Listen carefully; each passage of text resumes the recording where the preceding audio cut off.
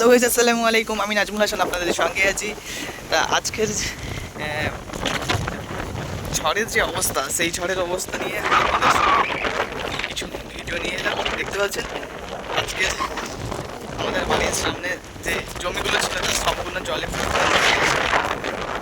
ঝড়ের যে গতিবেগ তা অনেক কমে গেছে। ঝড়ের পরিস্থিতি অনেকটাই শান্ত, কিন্তু বাতাসের এর যে প্রবাহের যে গতিবেগ তাও সামান্য হলেও বজায় রেখেছে এবং বৃষ্টি প্রায় বলতে গেলে হালকা ছিটে ফোঁটা পড়ছে, বন্ধ হয়ে গেছে বৃষ্টি, কিন্তু বাতাসের যে গতিবেগ তা এখন হালকার উপরেও বজায় রয়েছে। তা আমার বাড়ির কাছ থেকে এইসব দৃশ্য আপনাদের তুলে ধরেছি।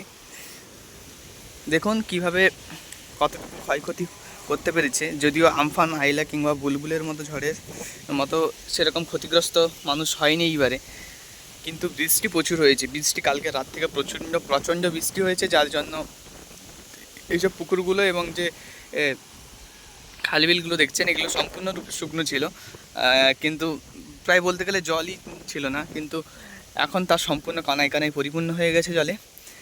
এবং জরাজীর্ণ বাড়িঘরের যে অবস্থা তা কিছু হলেও শোচনীয় অবস্থা হয়েছে, কিছু হলেও ক্ষয়ক্ষতি হয়েছে, কিন্তু তেমন কোনো ক্ষয়ক্ষতির দেখতে পাইনি এবং হয়নিও আশা করি সম্ভবত।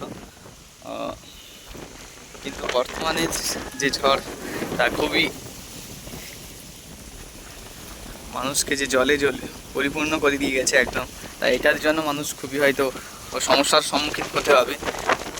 কিন্তু বর্তমানে ঝড়ের গতিবেগ কমিয়ে এসছে এবং ঝড় প্রায়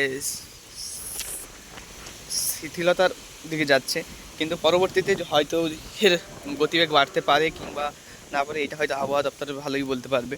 কিন্তু আমরা যেইটুকু দেখতে পাচ্ছি সেইটুকুর ওপরে অনুমান করতে পারছি যে ঝড় প্রায় বলতে গেলে শেষের প্রচণ্ড হয়েছিল এবং ঝড়ের গতিবেগ এবং ঝড়ের যে প্রভাব তা কালকে রাত্রে হয়েছিল। বৃষ্টি প্রচণ্ড ভারী পরিমাণে বৃষ্টি হয়েছে। এই ছিল আজকের ভিডিও।